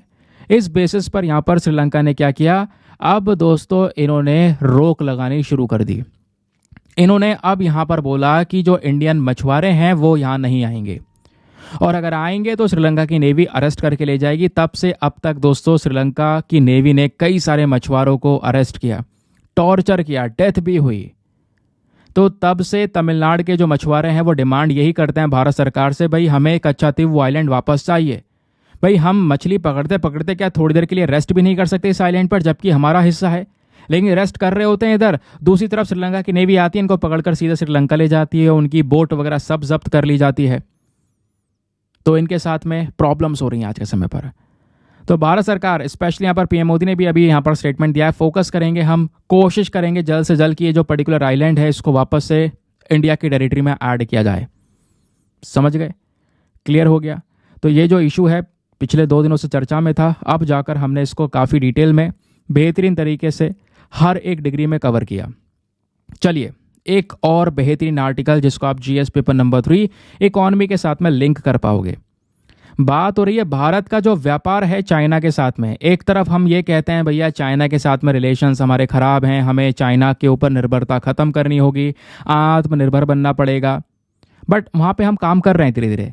लेकिन फिर भी भारत का जो व्यापार है इसमें भारत और निर्भर होता चले जा रहा है चाइना के ऊपर, लगातार ट्रेड बढ़ता चले जा रहा है, यूरोपियन यूनियन से व्यापार हमारा बढ़ता चले जा रहा है। ये बात और कोई नहीं कह रहा, यूनाइटेड नेशन की ट्रेड बॉडी खुद कह रही है, जिस वजह से दोस्तों यहाँ पर ये टॉपिक हमारे लिए इम्पॉर्टेंट है। अच्छा, ये यूनाइटेड नेशन की ट्रेड बॉडी कौन सी है? इसका नाम है UNCTAD, फुल फॉर्म है United Nations conference on trade and development. तो भारत का जो व्यापार है चाइना के ऊपर, स्पेशली जो डिपेंडेंसी है वो इंक्रीज हो रही है, यूरोपियन यूनियन के ऊपर भी इंक्रीज हो रही है। अभी बात करेंगे, लेकिन पहले ज़रा इस बॉडी के बारे में जान लें, क्योंकि ये टॉपिक एक ऐसा है जो प्रीलिम्स, मेंस, इंटरव्यू तीनों के लिए रेलिवेंट है। तो चले पहले प्रीलिम्स वाला सेक्शन कवर करते हैं, बात कर लेते हैं इस बॉडी के बारे में। UNCTAD क्या है? United Nations conference on trade and development.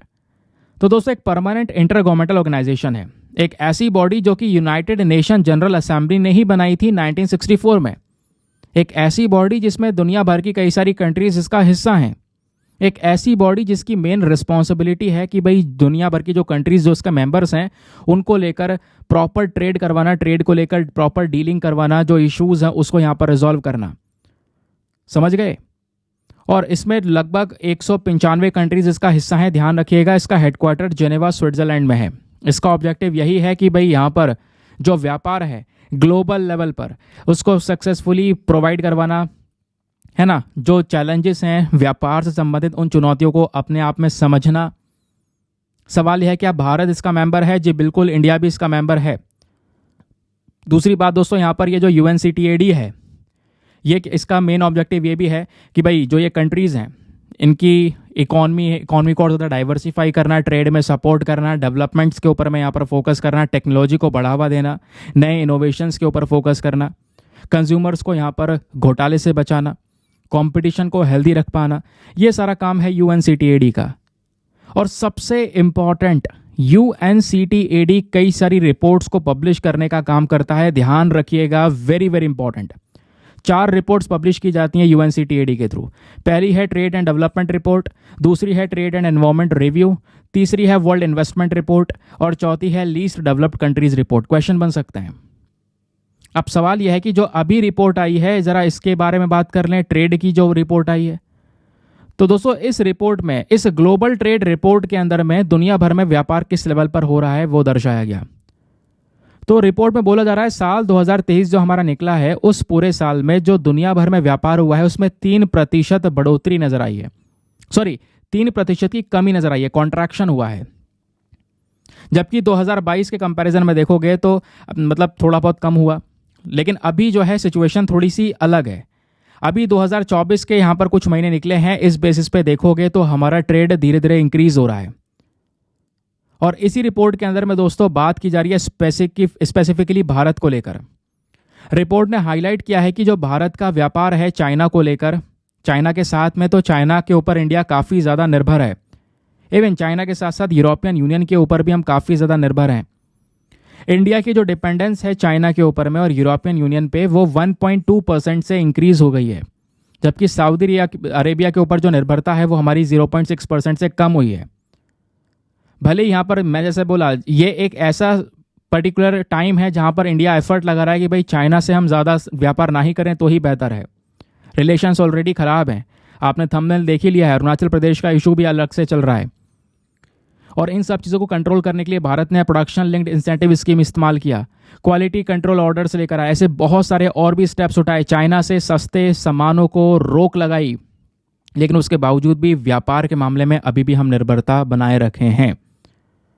दूसरी इंपॉर्टेंट चीज़ अगर आप नजर आएगी तो रशिया यूक्रेन के वॉर का भी एक भारी इंपैक्ट पड़ा है दोस्तों। इस रिपोर्ट ने यह बोला रशिया का जो ट्रेड को लेकर डिपेंडेंस है वो चाइना पर बढ़ चुका है। और कितना बढ़ा है? 7.1% से। जैसे मैंने आपको स्टार्टिंग में बोला भी, अगर कोई भी मैटर भारत का चाइना के साथ में बिगड़ता है तो उसमें रशिया बीच में नहीं आएगा, भले ही हमारा कितना पक्का दोस्त हो। रीजन क्या है? रीजन यह है कि रशिया की निर्भरता आज चाइना पे बहुत ज्यादा है। इन वेस्टर्न कंट्रीज ने रशिया को ढकेल के चाइना के पास पहुंचा दिया है, इतने सैंक्शंस लगाए हैं। और ऑब्वियसली बात है रशिया सपोर्ट करेगा चाइना को, क्योंकि चाइना ने रशिया के भारी समय पर उनके इकोनॉमी को सपोर्ट किया। ठीक है, तो रशिया का ट्रेड डिपेंडेंस चाइना पे बढ़ा और यूरोपियन यूनियन से कम हुआ, वो भी 5.3%। तो भाई रशिया ने यूरोपियन यूनियन से व्यापार कम करके चाइना से बढ़ाया, ये चीज़ हमने देखी। अब क्या है इस रिपोर्ट के अंदर यहाँ पर बोला जा रहा है जो ये चेंज हो रहे हैं, ये चेंज कहीं ना कहीं बड़ा इम्पैक्ट आने वाले समय पर लेकर आ सकते हैं। ये डिपेंडेंस किसी भी इकॉनमी के ऊपर सही नहीं है। हमें भी डिपेंडेंस को कहीं ना कहीं सही तरीके से डाइवर्सिफाई करना होगा, अलग अलग कंट्रीज़ के ऊपर में, एक कंट्री के ऊपर निर्भरता ना हो। अलग अलग कंट्रीज़ के ऊपर यहाँ पर आप ये काम कर सकते हो, अपना ट्रेड को डाइवर्सिफाई कर सकते हो। समझ गए? क्लियर हो गया?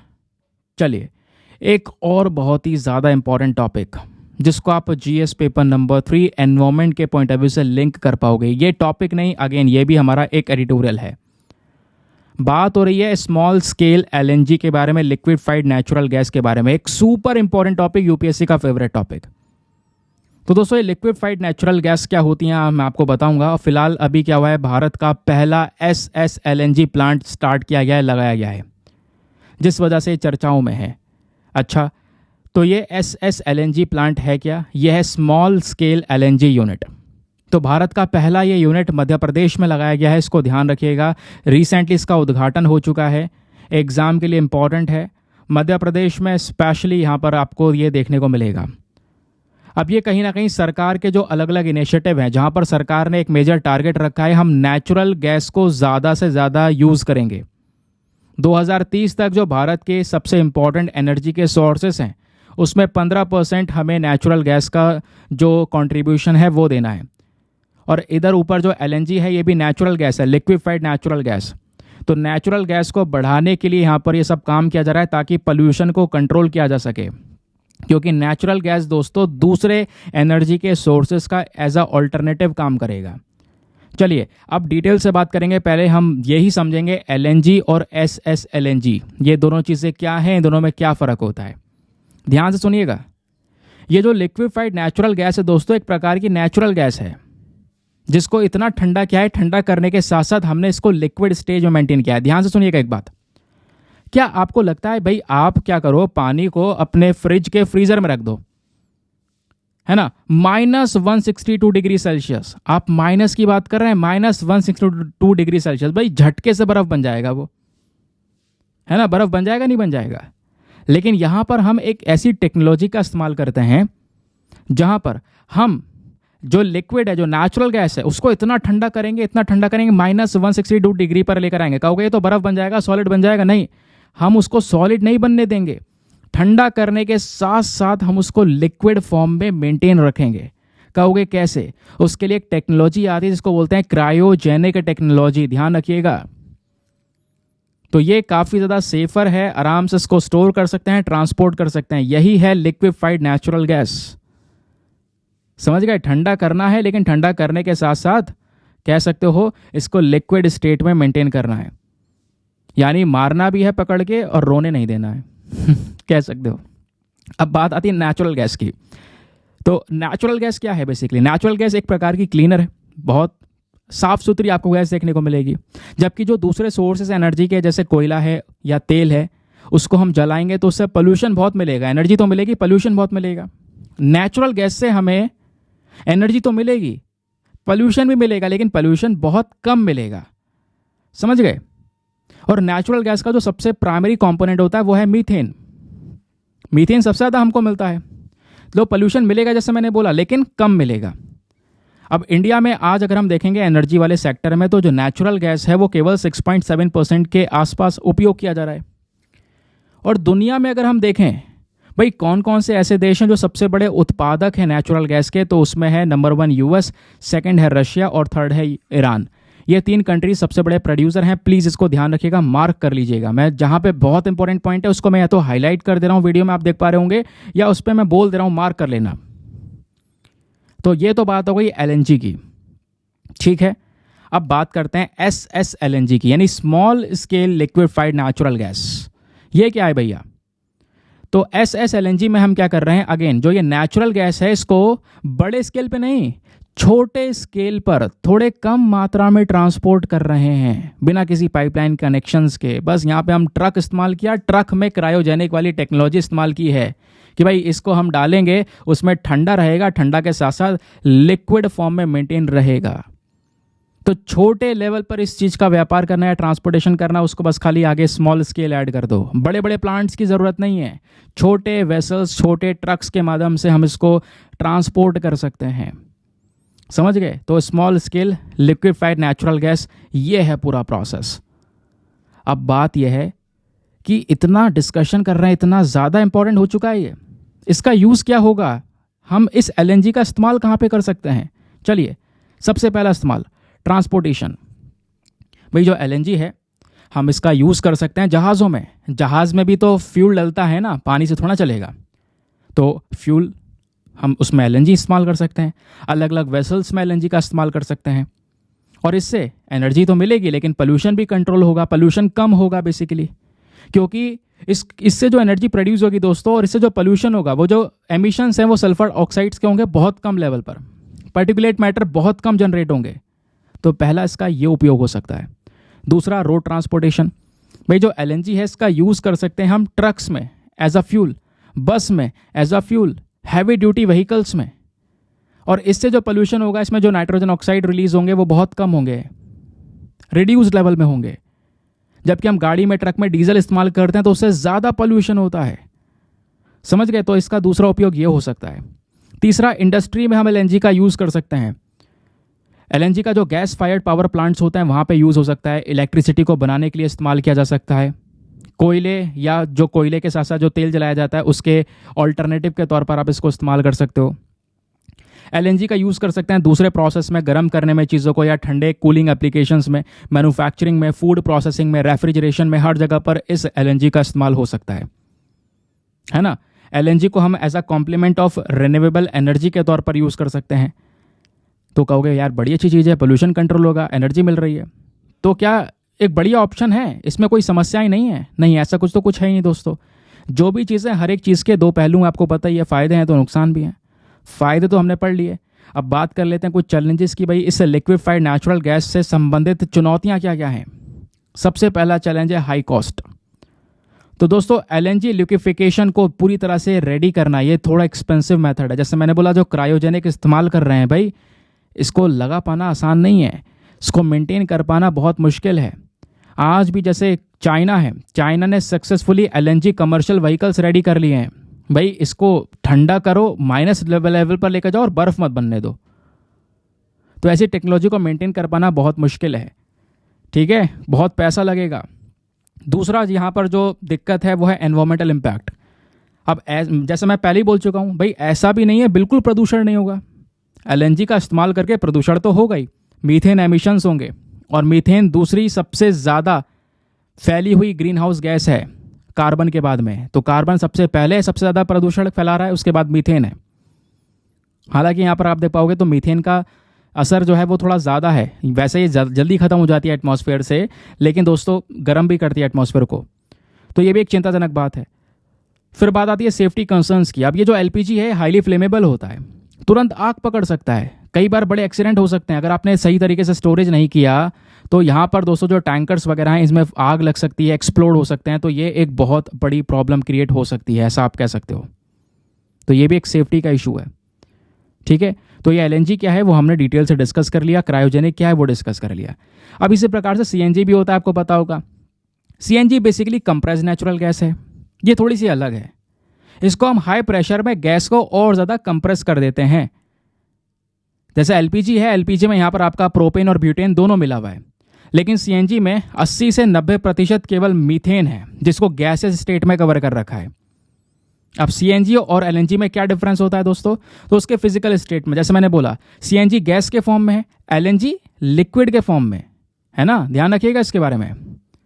अब जैसे हमने एलएनजी के फायदे नुकसान पढ़े, अब सीएनजी के एडवांटेजेस और डिसएडवांटेजेस देखोगे तो सीएनजी क्या है, हवा से थोड़ी हल्की है ना। उसके अलावा यहाँ पर कह सकते हो क्लीन बर्निंग ऑप्शन है हमारे पास में, ग्रीन हाउस गैस एमिशंस कम होगा पेट्रोल डीजल के कंपैरिजन में, है ना। सेफ्टी काफ़ी ज़्यादा रहेगी क्योंकि ज़्यादा कोई इश्यूज़ नहीं हो सकते। डिसएडवांटेज क्या है, इसको स्टोर करने के लिए बड़ा टैंकर चाहिए क्योंकि बहुत हल्का है ना। कुछ लिमिटेड रेंज होती है रिफिल करने की, तो ये भी यहाँ पर काफ़ी सारे इश्यूज़ हैं। तो ये बात हो गई हमारी एलएनजी, सीएनजी और वगैरह वगैरह, बहुत डिटेल से हमने कवर किया है, एग्जाम के लिए इंपॉर्टेंट है, ध्यान रखिएगा। चलिए एक और टॉपिक, इसको हम जीएस पेपर नंबर 2 हेल्थ के साथ में लिंक कर सकते हैं। कई सारे न्यूज़पेपर ने दोस्तों इसकी चर्चा की है, लेकिन मैंने न्यूज़पेपर ना लगाकर बिल्कुल ऑथेंटिक चीज़ लगा दी, सीधा इलॉन मस्क का ट्वीट लगा दिया। क्योंकि अखबारों में यही बताया जा रहा था कि इलॉन मस्क अपने डिप्रेशन को दूर करने के लिए कीटामाइन का यूज़ कर रहे हैं। अब जरा देखते हैं कीटामाइन एग्जैक्टली है क्या। इस वजह से तो यहाँ पे हम कवर कर रहे हैं, तो क्वेश्चन बन सकता है भाई हाल ही में कीटामाइन चर्चा में था, बताओ क्या है। वैसे ये टॉपिक कई सारे अखबारों में कवर किया गया, प्रोमिनेंट न्यूज़पेपर्स में, बट मैंने सीधा ऑथेंटिक चीज़ लेकर मैंने आपको दिखाई हुई है। चलिए, तो हाल ही में एक इंटरव्यू होता है इलॉन मस्क का, जिसमें वो रिवील करते हैं कि मैं कीटामाइन का इस्तेमाल करता हूँ अपने स्ट्रेस को मैनेज करने के लिए। अब जरा जानते हैं कीटामाइन है क्या। कीटामाइन दोस्तों यहाँ पर एक प्रकार की दवाई जिसका यूज़ करते हैं हम मेडिकल के अंदर में, स्पेशली यहाँ पर एनेस्थीसिया के समय पर, बॉडी में पेन ना हो उस चीज़ को कंट्रोल करने के लिए, है ना। इससे यहाँ पर एक इंसान जो है वो रियलिटी से बिल्कुल अलग हो जाता है, बिल्कुल अलग, दुनियादारी से कोई मतलब नहीं इस दवाई को लेने के बाद में। अपने आसपास की जो सराउंडिंग्स हैं, पूरे एनवायरनमेंट से बिल्कुल अलग हो जाता है, उसको कोई चीज़ एक्सपीरियंस होगी नहीं। तो ये जो कीटामाइन है क्या करता है, कई बार डिप्रेशन को ट्रीट करने में हेल्प कर सकता है, लेकिन उसको ठीक नहीं कर सकता। लेकिन कीटामाइन का एक गलत उपयोग भी किया जा सकता है। सबसे खतरनाक बात है, ऐसा सुन के कोई ले ना इसको। कीटामाइन अगर आप देखोगे दोस्तों, इसके मिसयूज़ भी हैं, और मिसयूज़ में यहाँ पर इसके हार्मफुल इम्पैक्ट पड़ सकते हैं। एक इंसान के दिमाग में कन्फ्यूजन, सीधा यहाँ पर बेहोशी के नशे में रहेगा वो, है ना। हाई डोजेस की वजह से मतलब उसको जान का खतरा भी हो सकता है, सबसे इंपॉर्टेंट बात। तो क्वेश्चन बन सकता है भाई हाल ही में कीटामाइन चर्चा में था, तो कीटामाइन क्या है? तो एक प्रकार की मेडिकेशन है, ध्यान रखिएगा। स्पेशली ये हमारे मेडिकल्स में एनेस्थीसिया के समय पर यूज़ किया जाता है, समझ गए। चलिए आगे आते हैं। नाउ एक और छोटी सी न्यूज़। अब ये जो आपको फोटो दिख रहा है इंपॉर्टेंट है, क्यों? ये दो चीज़ें हैं। एक तो आपको एक क्लॉथ नज़र आ रहा होगा पीछे, क्लॉथ के साथ साथ यहाँ पर आपको एक पेड़ा नज़र आ रहा होगा, माताबरी पेड़ा यहाँ पर आपको दिख रहा होगा।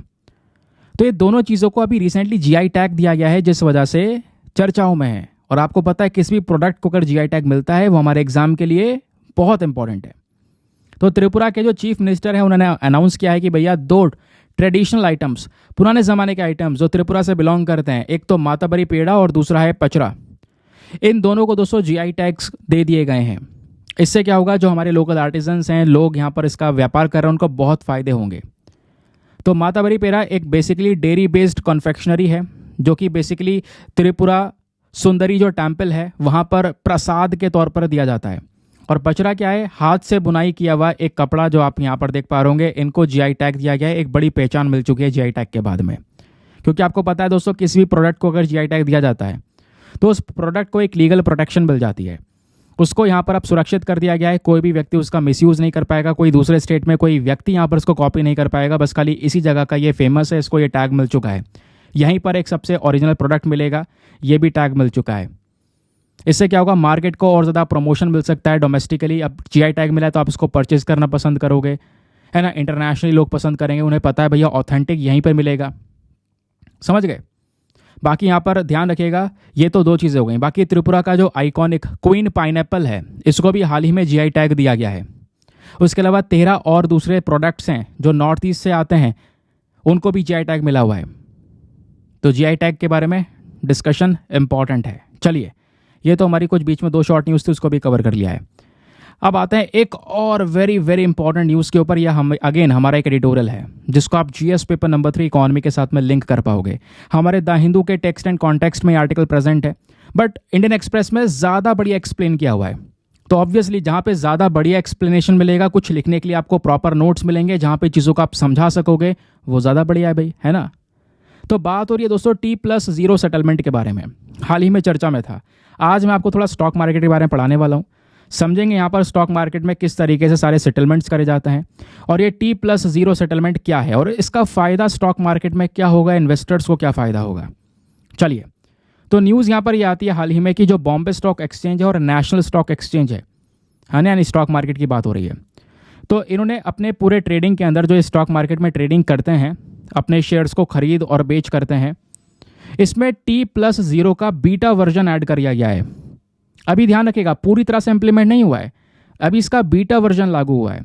अब ये सवाल यह है कि सर ये बीटा वर्जन क्या होता है। बीटा वर्जन मतलब इसको थोड़े समय के लिए पहले रिलीज़ कर दिया है, ठीक है। अभी प्रॉपर टेस्टिंग फेज में आप ऐसा कह सकते हो, टेस्ट किया जा रहा है। तो बीटा वर्जन में कुछ फीचर्स आपको देखने को मिलेंगे जिसमें अभी भी पूरी तरह से डेवलपमेंट चल रहा है, काम चल रहा है ना, पूरी तरह से। लेकिन अभी पूरी तरह से काम नहीं कर रहा है, बस खाली इसके ऊपर टेस्टिंग वगैरह की जा रही है। तो उस प्रकार के वर्जन के तौर पर T+0 सेटलमेंट को लाया गया है, इंट्रोड्यूस किया गया है, यानी टेस्टिंग चल रही है। अब ये सारी चीज़ें हो पाई हैं क्योंकि सेबी ने इसको अप्रूवल दिया।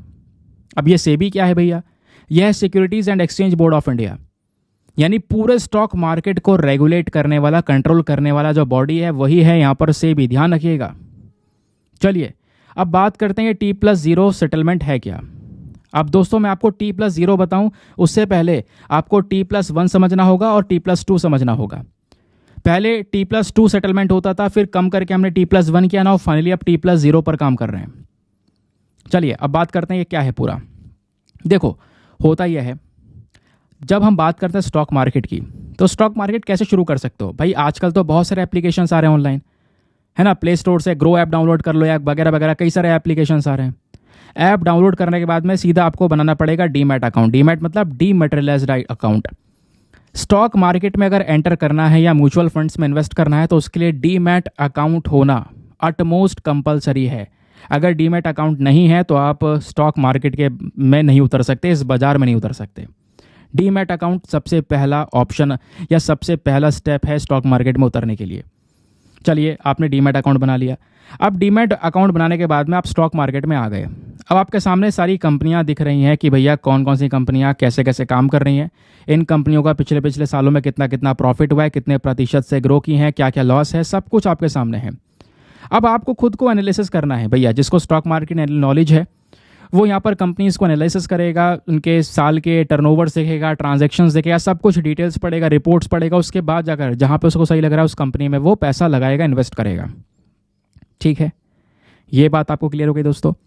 लेकिन अब देखो, सपोज जैसे यहाँ पर आज, पहले क्या होता था, पहले की बात बता रहा हूँ मैं, पहले क्या होता था। पहले अगर आप देखोगे या फिर आज के समय की बात करें, जैसे मान लो आज अगर आप स्टॉक मार्केट का यूज़ करोगे तो क्या होता है यहाँ पर। अगर मान लो आप मार्केट में एंटर कर गए और आप यहाँ पर एक शेयर परचेज करते हो किसी कंपनी का।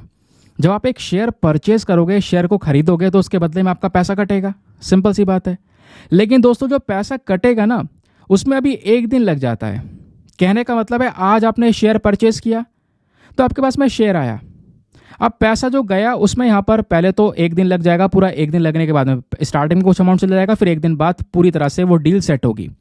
तो नहीं, एक दिन लगेगा, एक पूरा दिन लगेगा पूरे एक डील को सेट करने के लिए, सेटलमेंट करने के लिए। इसी वजह से इसको बोलते हैं T+1 सिस्टम। और आज यही सिस्टम है कि जो यानी डील होती है पूरे शेयर्स को लेकर, वो सेटलमेंट जो डेट है वो एक दिन का समय लेती है। और हम क्या कर रहे हैं, हम T+0 के ऊपर काम कर रहे हैं, T+0 के ऊपर टेस्टिंग कर रहे हैं। अब आप थोड़ा समझ रहे होंगे, T+0 का मतलब यह है कि भैया आज अगर आप कोई ट्रेड करते हो, शेयर को परचेस करते हो या बेचते हो, तो उसी सेम डे पर पूरा का पूरा जो ट्रेड का सेटलमेंट है वो हो जाएगा। आपको एक दिन का वेट करने का ज़रूरत नहीं है। आपने बेचा है तो 100% आपका जो फंड है वो वापस आपके पास में आ जाएगा। आपने खरीदा है तो फंड चला जाएगा। तो सेम डे पर, वेरी सेम डे पर दोस्तों पूरा का पूरा ट्रेड सेटलमेंट हो सके, इसी के लिए T+0 वाले ऑप्शन को लेकर आया जा रहा है। समझ में आ गया? मज़ा आया? क्लियर हो गया? अब दोस्तों होता क्या है, जैसे हम बात करते हैं T+1 वाले में जो अभी चल रहा है, तो इस सिस्टम में जो सेलर होता है ना, उसको केवल 80% कैश मिलता है जिस दिन वो बेचता है अपना शेयर, और बाकी 20% यहाँ पर एक दिन बाद। तो एक दिन का समय लग जाता है। लेकिन T+0 सेटलमेंट में क्या होगा, सेम डे पर 100% उसको कैश प्राप्त हो जाएगा। जो भी डील था, जो भी था, सब कुछ मामला एक ही दिन में उसी सेम डे पर खत्म हो जाएगा। इसके बेनिफिट्स क्या होंगे भैया? इसका बेनिफिट ये होगा, इससे कॉस्ट और टाइम एफिशिएंसी बढ़ेगी, ट्रांसपेरेंसी मेंटेन होगा, इन्वेस्टर को एक कॉन्फिडेंस मिलेगा, बीच में जो रिस्क होता था वो रिस्क यहाँ पर खत्म हो जाएगा। ठीक है, अब लोगों के पास में तुरंत पैसा आएगा, वो इन्वेस्ट कर सकेंगे, तो यहाँ पर इन्वेस्टमेंट भी और इंक्रीज होता हुआ नजर आएगा। तो ये चीज़ें यहाँ पर आपको नजर आ रही होंगी। आई होप आपको इसके बारे में बढ़िया तरीके से क्लैरिटी मिल चुकी है। तो आपसे कोई क्वेश्चन पूछे T+1, T+2 या T+0 क्या है, तो बता दोगे भैया T+2 2 दिन का समय लगेगा, T+1 एक दिन का समय लगेगा ट्रेड को सेटल करने के लिए, और T+0 यानी सेम डे पर सारा मामला खत्म हो जाएगा। अब दोस्तों वैसे तो हमारे पास में एक और टॉपिक है, इसको मैं कल आपके साथ में डिस्कस करूंगा, है ना। अभी जो है समय भी ज़्यादा हो चुका है, तो ये वाला टॉपिक कल डिस्कस करेंगे। ज़्यादा बड़ा नहीं है, 2 स्लाइड में खत्म हो जाएगा, ये आप देख पा रहे होंगे। ठीक है, 2 या 3 स्लाइड में चलो यार कवर कर ही लेते हैं, हाथों हाथ छोड़ें क्यों। प्रधानमंत्री नरेंद्र मोदी जी का एक इम्पॉर्टेंट इनिशिएटिव रहा है इंटरनेशनल ईयर ऑफ मिलेट्स। तो इंटरनेशनल ईयर ऑफ मिलेट दोस्तों जो पूरा साल 2023 हमने डेडिकेट किया था, वो अभी ख़त्म हो रहा है, जिस वजह से यहाँ पर ये चर्चा में है, और यहीं पर हम डिस्कस करेंगे थोड़ा सा मिलेट्स के बारे में। तो दोस्तों जो फूड एंड एग्रीकल्चर ऑर्गेनाइजेशन है, इन्होंने यहाँ पर अभी जो इंटरनेशनल ईयर मिलेट जो हमारा समाप्त हुआ है, इसकी क्लोजिंग सेरेमनी को ऑर्गेनाइज किया, क्योंकि हमने आपको पता है पूरा साल 2023 को as a international year of millets के तौर पर जाना, जिसमें मेन मकसद हमारा ये था कि हम लोगों को मिलेट्स कंज्यूम करने के लिए ज़्यादा इंकरेज कर सकें, ज़्यादा से ज़्यादा लोग मिलेट्स को खाएं। मिलेट्स क्या है? बेसिकली मोटा अनाज, रागी, बाजरा, जोवर, ये सारी चीज़ें मिलेट्स हैं। सुपर फूड्स यहाँ पर इनको बोलते हैं। तो ज़्यादा से ज़्यादा लोग इसको अपनाएं, ज़्यादा से ज़्यादा डाइट में ऐड करें, इसके लिए यहाँ पर ये पूरा 2023 को डेडिकेट किया गया था। अब फिलहाल वो साल ख़त्म हुआ, जिसके बेसिस पर इस पूरे ईयर का अंत हुआ। अब जिस बेसिस पर हम बात करेंगे दोस्तों मिलेट्स के बारे में, तो जब बात करते हैं मिलेट्स, तो इंडिया के अंदर जो मिलेट्स प्रेजेंट हैं वो बहुत ही न्यूट्रिशियस होते हैं। इसमें आपको ऐसी चीज़ें देखने को मिलेगी, जब आप मिलेट्स उगा रहे हो, जैसे रागी, बाजरा, जोवर, जो भी चीज़ें हैं, है ना, इनको खेती करने के लिए मान लो कहीं पर सूखा पड़ चुका है तो वहाँ पे भी आप उगा सकते हो, पानी की इतनी ज़रूरत नहीं पड़ेगी, है ना। सेमी एरिड एरियाज़ के अंदर भी इसको उगाया जा सकता है। प्लस ये काफ़ी सस्ते होते हैं, न्यूट्रिशनली बहुत सुपीरियर होते हैं, बहुत ज़्यादा न्यूट्रिशन पाया जाता है इसके अंदर में, पोषण भरपूर मात्रा में होता है। और इंडिया सबसे बड़ा प्रोड्यूसर है मिलेट का, ध्यान रखिएगा। सबसे ज़्यादा उत्पादन भारत में हो रहा है मिलेट्स का, उसके बाद नाइजर, देन चाइना। इसका इंपॉर्टेंस क्या है? जैसे मैंने बोला, जो मिलेट्स है दोस्तों वो हमारे एनवायरमेंट में कैसे भी कंडीशन को अडेप्ट करके यहाँ पर बढ़िया तरीके से खेत में उग सकता है। इन मिलेट्स का एक लो ग्लाइसेमिक इंडेक्स होता है, तो कहने का मतलब है डायबिटीज़ को रोकने में हेल्प कर सकते हैं। प्लस इन्हीं मिलेट्स के अंदर में दोस्तों जो मिनरल्स हैं उनके बहुत अच्छे मात्रा देखने को मिलती है। Minerals specially iron, zinc, calcium, gluten free, है ना, जिससे यहाँ पर आयरन, जिंक, कैल्शियम मिलेगा तो ब्लड भी बढ़ता हुआ नजर आएगा बॉडी के अंदर में, और कई सारे बेनिफिट्स आपको नजर आएंगे। ब्रेन को लेकर यहाँ पर ये काम करेगा, ब्रेन डेवलपमेंट के ऊपर फोकस करेगा। ठीक है। और इसी को देखते हुए जो हमारी ministry of food processing industries है, इन्होंने प्रोडक्शन लिंक्ड इंसेंटिव स्कीम को स्टार्ट किया कि हम ज़्यादा से ज़्यादा मिलेट्स जो है इसको उगाएंगे। 2022 से लेकर 2027 तक का टारगेट लिया। प्लस इन्हीं मिलेट्स को, इन्हीं मोटे अनाजों को दोस्तों हमारे जो पोषण अभियान है ministry of women and child development का, उसमें इंक्लूड कर दिया गया है। प्लस एक्सपोर्ट प्रमोशन फोरम जो है ये यहाँ पर तैयार किया गया है। ये कहीं ना कहीं इंटरनेशनल मार्केट में दोस्तों मिलेट्स को प्रमोट करने के ऊपर यहाँ पर काम करने के लिए सेटअप किया गया है। ठीक है, तो इस तरीके से आप लोग यहाँ पर देख पाओगे कि अभी ये वाला साल जो है अंत हुआ इसका, और मिलेट्स को लेकर कुछ डेटा था हमारे सामने, वो डेटा मैंने आपके सामने प्रेजेंट किया। क्या है मिलेट्स, क्या इसके फ़ायदे हैं, प्लस सबसे बड़े बड़े प्रोड्यूसर आज के समय पर दुनिया में कौन है मिलेट्स के।